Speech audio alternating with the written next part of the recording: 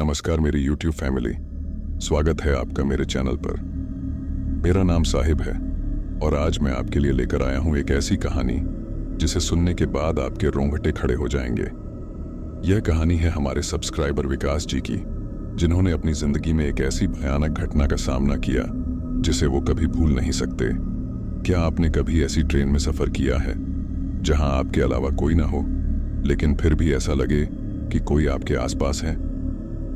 चलिए विकास जी की जुबानी सुनते हैं वो खौफनाक मंजर जिसे सुनकर आपको भी एक सिहरन महसूस होगी। क्या है इस ट्रेन की सच्चाई? क्यों विकास जी अब भी उस रात के खौफ से बाहर नहीं आ पाए हैं? लेकिन कहानी में आगे बढ़ने से पहले अगर आप इस चैनल पर नए हैं तो सब्सक्राइब करना मत भूलें। आपके एक सब्सक्राइब से मुझे ऐसी और कहानियां आप तक पहुंचाने की प्रेरणा मिलती है। तो बिना समय गवाए चलिए सुनते हैं विकास जी की जुबानी इस रहस्यमयी सफर की कहानी।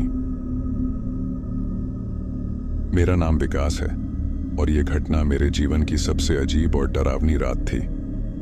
यह कुछ साल पहले की बात है। मैं एक छोटे से शहर में काम के सिलसिले में गया था। काम पूरा करके जब वापस लौटने लगा तो रात हो चुकी थी। ट्रेन से सफर करना मुझे हमेशा से पसंद था, लेकिन उस रात कुछ अजीब सा महसूस हो रहा था। स्टेशन पर पहुंचते ही महसूस हुआ जैसे वहां कोई मेरे पीछे पीछे चल रहा हो। मैंने चारों ओर देखा पर वहां कोई नहीं था। ट्रेन का इंतजार करते हुए मैं प्लेटफॉर्म पर बैठ गया। स्टेशन खाली था, बस कुछ लोग थे जो दूर बैठे हुए थे। अचानक मुझे ठंडी हवा का एक झोंका महसूस हुआ। जैसे जैसे रात गहराती जा रही थी वैसे वैसे मेरे दिल की धड़कन बढ़ती जा रही थी। ट्रेन का अनाउंसमेंट हुआ, ट्रेन आने ही वाली है। ट्रेन स्टेशन पर आई और मैं अंदर जाकर अपनी सीट पर बैठ गया। डिब्बा लगभग खाली था। शायद कुछ लोग थे जो एक दूसरे से दूर दूर बैठे हुए थे। मेरी सीट के सामने वाली सीट पर एक अधेड़ उम्र की महिला बैठी थी। उसके चेहरे पर एक रहस्यमय सी मुस्कान थी जो मुझे बेहद असहज कर रही थी। जैसे ही ट्रेन ने रफ्तार पकड़ी मुझे लगा कुछ तो गड़बड़ है।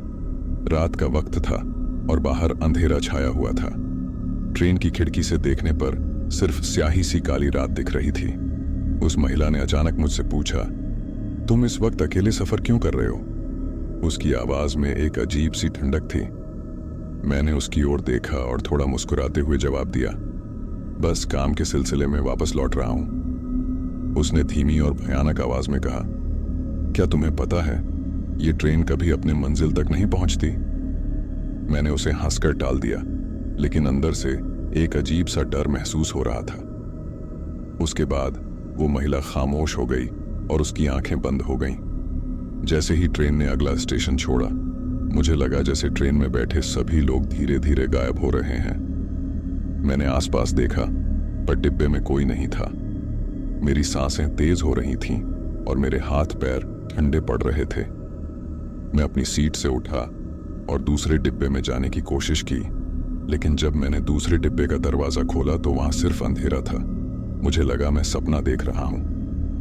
विकास, अचानक मुझे एक आवाज सुनाई दी, एक ठंडी डरावनी आवाज, जैसे कोई मुझे बुला रहा हो।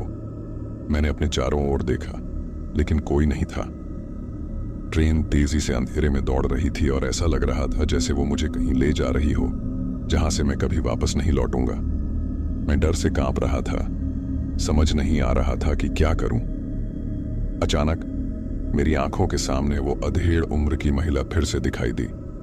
उसकी आंखों में गहरी रहस्यमयी चमक थी। उसने मेरी ओर देखा और कहा, तुम्हें यहां नहीं होना चाहिए था। ये ट्रेन मृत आत्माओं की है और अब तुम भी इनकी तरह यहां फंस चुके हो। मेरे पैरों तले जमीन खिसक गई। मैं चीखने की कोशिश कर रहा था लेकिन मेरी आवाज जैसे गले में ही अटक गई। तभी ट्रेन के डिब्बे के दरवाजे अपने आप खुलने लगे और उन दरवाजों से परछाइयां निकलने लगीं। हर परछाई एक चेहरा बना रही थी। कोई हंस रहा था, कोई रो रहा था, कोई गुस्से में था। मेरे सामने ये सब कुछ जैसे एक भयानक सपना बन गया था। मैंने अपने आप को ढांढस बंधाया और वहां से भागने की कोशिश की। मैं दौड़ते हुए अगले डिब्बे में पहुंचा। वहां एक बूढ़ा आदमी बैठा हुआ था जो खिड़की से बाहर देख रहा था।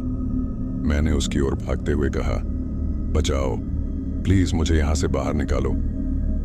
वो बूढ़ा आदमी धीरे धीरे मेरी ओर मुड़ा उसकी आंखें लाल थीं और उसने एक गहरी सांस ली, जैसे वो मुझसे कुछ कहना चाहता हो। उसने कहा, तुम यहां क्यों आए हो? ये रेलगाड़ी सिर्फ मृतकों को ले जाती है। अगर तुमने यहां से बचने की कोशिश की तो तुम्हारी आत्मा भी इसी रेलगाड़ी में हमेशा के लिए फंस जाएगी। मुझे अपनी सांसें बंद होती महसूस होने लगी। मैं बुरी तरह हाँफ रहा था।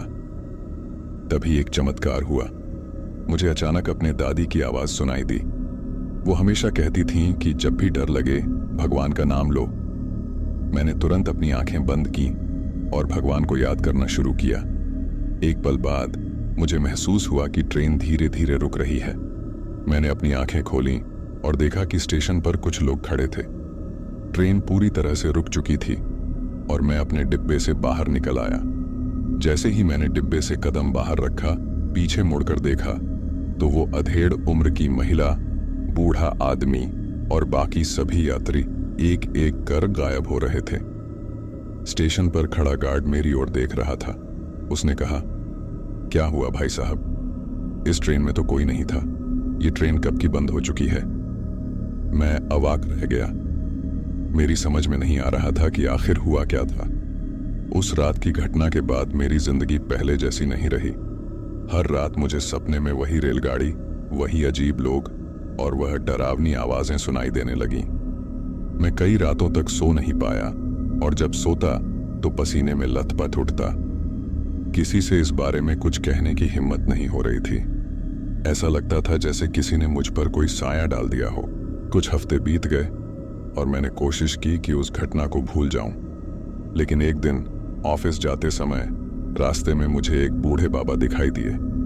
वो मुझे देखकर मुस्कुराए और बोले, बेटा, तुम्हारे चेहरे पर भय का साया है। तुमसे क्या भूल हो गई? उनके शब्दों में कुछ ऐसा था कि मैं चौंक गया।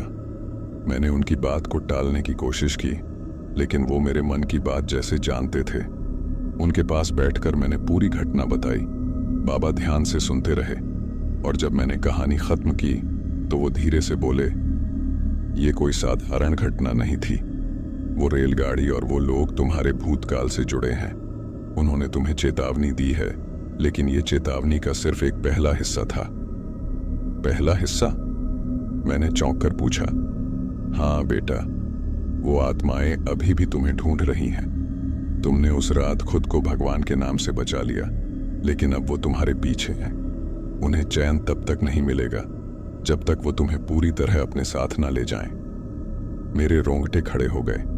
बाबा ने मुझे एक धागा दिया और कहा, यह धागा तुम्हें कुछ समय तक बचाएगा, लेकिन तुम्हें अपने अंदर की शक्ति को जगाना होगा, वरना वो आत्माएं फिर तुम्हारे पास आएंगी।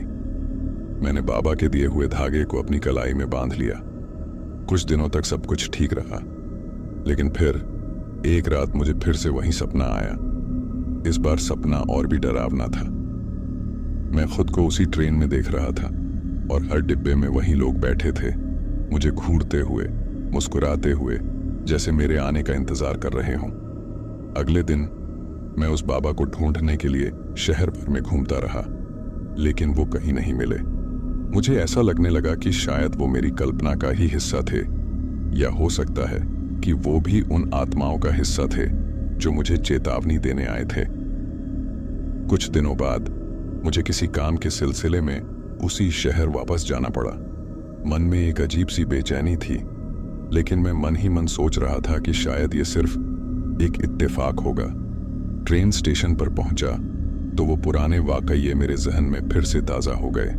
मैंने ट्रेन में बैठते ही अपने कलाई के धागे को कस के पकड़ लिया और मन ही मन भगवान का नाम लेने लगा। इस बार ट्रेन में चढ़ते ही मुझे एक औरत दिखी जो उसी अधेड़ उम्र की महिला जैसी दिखती थी, लेकिन उसकी आंखों में वो डरावनी चमक नहीं थी। वो मेरे पास आकर बैठ गई और अचानक बोली, तुम फिर लौट आए। उसकी आवाज में वही ठंडक थी जो पहले महसूस की थी। मेरा दिल जोर से धड़कने लगा। मैंने अपनी सीट से उठने की कोशिश की, लेकिन मेरे पैर जैसे जकड़े हुए थे। वो महिला धीरे से मेरे कान में बोली, हमारी दुनिया में लौटने का रास्ता सिर्फ एक ही है, क्या तुम तैयार हो? मैंने घबराकर भगवान का नाम लेना शुरू कर दिया। तभी अचानक ट्रेन की लाइट्स फड़फड़ाने लगीं। खिड़की के बाहर अंधेरा और भी घना हो गया। और मुझे लगा जैसे हम कहीं और ही जा रहे हैं, किसी और दुनिया में। एक ठंडा हवा का झोंका मेरी रूह को कंपा गया। मैंने अपनी आंखें बंद कर लीं और बाबा की कही हुई बातों को याद करने लगा। मेरे अंदर जैसे कोई शक्ति जाग गई थी। मैंने जोर से चिल्लाया, मुझे अकेला छोड़ दो, भगवान मेरे साथ हैं और मैं इस ट्रेन का हिस्सा नहीं हूं। मेरी चीख के साथ ही ट्रेन में एक तेज धमाका हुआ और जब मैंने आंखें खोली तो मैं वापस अपने सीट पर बैठा था। ट्रेन रुक चुकी थी और लोग अपने अपने काम में लगे हुए थे, जैसे कुछ हुआ ही ना हो। उस घटना के बाद मेरे जीवन में एक अजीब सा बदलाव आ गया था। हर रात वो अधेड़ उम्र की महिला का चेहरा और उसकी भयानक बातें मेरे सपनों में लौट आती। दिन में भी कभी कभी मुझे ऐसा लगता जैसे कोई मुझे देख रहा है। मैं किसी और के साये में जी रहा था और वो साया मेरे जीवन से दूर होने का नाम नहीं ले रहा था। हर रात सोने से पहले मैं उस धागे को देखता जो बाबा ने दिया था और जो अब टूट चुका था। मैं उस धागे के टूटने का मतलब समझ नहीं पा रहा था, पर कहीं ना कहीं मन में एक अजीब सा डर बैठ गया था। मैंने अपनी इस हालत के बारे में एक पुराने दोस्त अनिल को बताया। अनिल ने मेरी बातों को गंभीरता से सुना और फिर बोला, यार विकास, ये सब तुम्हारे मन का वहम हो सकता है, लेकिन अगर तुम्हें सच में लगता है कि ये सब सच है तो हमें किसी पंडित से मिलना चाहिए। मैंने अनिल की बात मान ली। हम दोनों एक जाने माने पंडित जी के पास पहुंचे जो तंत्र मंत्र और आत्माओं से जुड़े मामलों में विशेषज्ञ माने जाते थे। पंडित जी ने ध्यान से मेरी बात सुनी और फिर अपनी आंखें बंद कर कुछ बुदबुदाने लगे। कुछ देर बाद उन्होंने कहा, विकास, तुम किसी ऐसी चीज के संपर्क में आए हो जो तुम्हारे पीछे पीछे चली आई है। वो आत्माएं तुम्हें छोड़ना नहीं चाहती क्योंकि किसी कारणवश तुमने उनकी दुनिया में कदम रखा था। मेरी रूह कांप उठी। पंडित जी ने कहा, तुम्हें एक अंतिम पूजा करनी होगी जिसमें तुम्हें अपनी आत्मा को मजबूत करना होगा। ये आत्माएं तुम्हारे डर का सहारा ले रही हैं। अगर तुमने इस पूजा को पूरे विश्वास से किया तो शायद तुम्हें मुक्ति मिल जाए। पंडित जी ने एक विधि बताई जो आधी रात को करनी थी। उन्होंने कहा कि यह पूजा बहुत ही कठिन है और एक बार शुरू हो जाए तो बीच में नहीं छोड़ी जा सकती। अनिल ने मुझे हिम्मत दिलाई और तय किया कि वो भी मेरे साथ रहेगा। उस रात ठीक 12 बजे हम दोनों पूजा की तैयारी कर बैठे। जैसे ही मंत्रोच्चार शुरू हुआ, कमरे में अजीब सी ठंडक फैलने लगी। चारों ओर सन्नाटा छा गया और बाहर का हवा का झोंका कमरे में एक अजीब सी सनसनाहट फैला रहा था। पंडित जी ने कहा था कि पूजा के दौरान मुझे अपनी आंखें बंद रखनी होंगी और पूरी श्रद्धा से भगवान का नाम लेना होगा। मैंने अपनी आंखें बंद की और मंत्र पढ़ना शुरू किया। तभी मुझे ऐसा लगा जैसे कोई मेरे पास खड़ा है। अचानक मुझे वही अधेड़ उम्र की महिला की ठंडी आवाज सुनाई दी, विकास, तुम हमारी दुनिया से बाहर नहीं जा सकते। उसकी आवाज से मेरी आत्मा कांप उठी, पर मैंने अपनी आंखें नहीं खोली। मैं लगातार मंत्र पढ़ता रहा। अनिल ने भी मुझे हिम्मत दी और मुझे ध्यान लगाने के लिए कहा, लेकिन जैसे जैसे मैं मंत्र पढ़ता गया, कमरे में अजीब अजीब सी आवाजें आने लगीं। ऐसा लग रहा था जैसे चारों ओर आत्माएं घूम रही हों और मुझे घूर रही हों। अचानक मेरे सामने एक अजीब सी रोशनी दिखाई देने लगी। आंखें बंद होते हुए भी मुझे उस रोशनी का एहसास हुआ। उस रोशनी में मुझे बाबा की परछाई दिखाई दी। बाबा की आवाज आई, विकास, अपनी आत्मा की शक्ति को पहचानो। तुम्हारा डर ही उन्हें मजबूत बना रहा है। इन्हें अपने डर से बाहर निकालो। मैंने अपने अंदर की पूरी हिम्मत को इकट्ठा किया और जोर से चिल्लाया, मुझे अकेला छोड़ दो। मैं भगवान का भक्त हूं और मुझ पर किसी का अधिकार नहीं है। जैसे ही मैंने ये कहा, वो महिला की आवाज और दूसरी आत्माओं की आवाजें धीरे धीरे गायब होने लगीं। कमरे का तापमान सामान्य हो गया और अजीब सी ठंडक भी गायब हो गई। मैंने धीरे से अपनी आंखें खोली। कमरे में बस मैं और अनिल थे। सब कुछ शांत हो चुका था। वो आत्माएं जैसे कहीं दूर चली गई थीं। पंडित जी ने कहा था कि अगर मैं पूरी श्रद्धा से पूजा करूंगा तो आत्माएं मुझे हमेशा के लिए छोड़ देंगी। उस रात के बाद मुझे फिर कभी वो अधेड़ उम्र की महिला, वो अजीब आवाजें या वो भयानक सपने नहीं आए। मैं जानता हूं कि उस रात मैंने अपने अंदर की शक्ति को पहचाना था और शायद भगवान ने मेरी रक्षा की थी। आज भी जब कभी मैं ट्रेन में सफर करता हूं तो उस रात की घटना मेरे जहन में घूम जाती है। लेकिन अब मैं डरता नहीं हूं। उस डर से मैंने खुद को आजाद कर लिया है। शायद वो आत्माएं किसी और को ढूंढने चली गईं, या हो सकता है वो खुद भी अपनी मुक्ति पा चुकी हों। अंत में यही कहूंगा कि इस दुनिया में कुछ चीजें हैं जो हमारी समझ से परे हैं, पर जब भी ऐसा कुछ हो तो अपनी आत्मा की शक्ति पर भरोसा रखो।